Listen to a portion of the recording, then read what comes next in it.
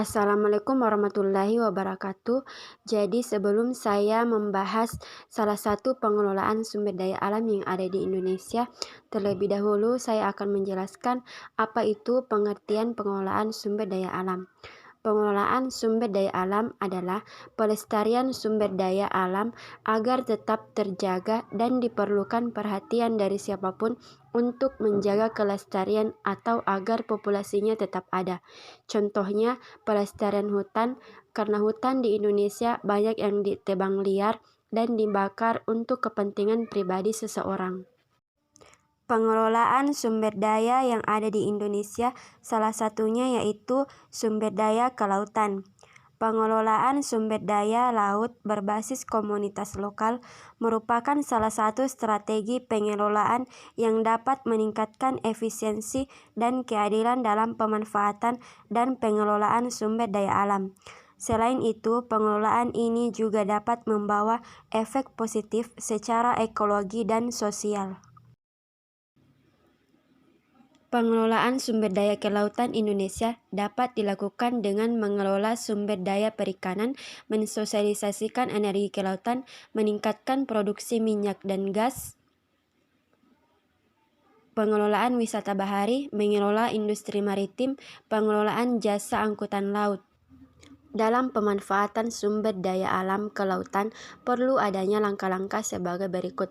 Penataan sistem perikanan. Sumber daya kelautan Indonesia harus dikelola dengan baik, diawasi, dan dikontrol sebagai upaya keberlanjutan sumber daya kelautan yang lestari.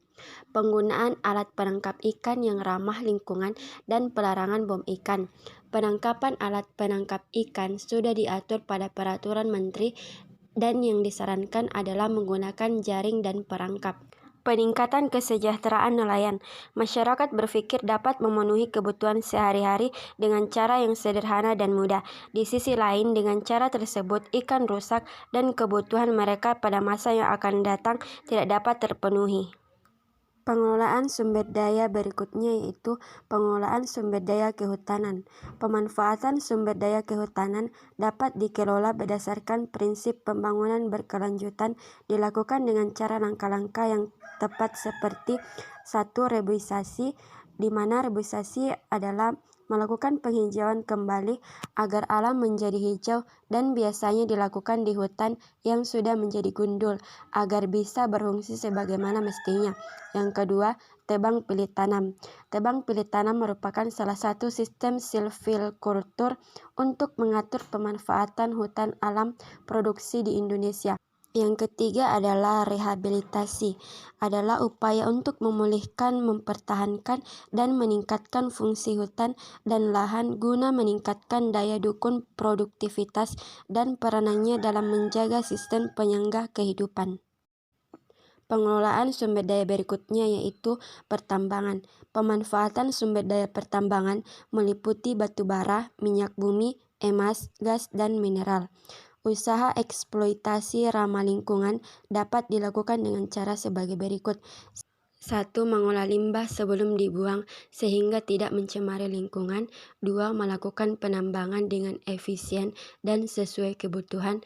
3. Eksploitasi memperhatikan ketersediaan sumber daya alam yang terbatas dan tidak dapat diperbaharui. Pengelolaan sumber daya berikutnya yaitu pariwisata.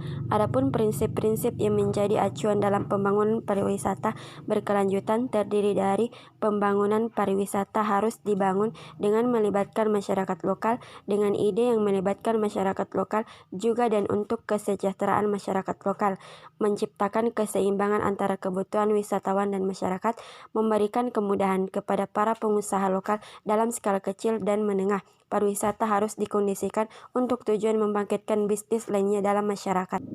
Selanjutnya, pembangunan pariwisata harus mampu menjamin keberlanjutan, memberikan keuntungan bagi masyarakat saat ini, dan tidak merugikan generasi yang akan datang.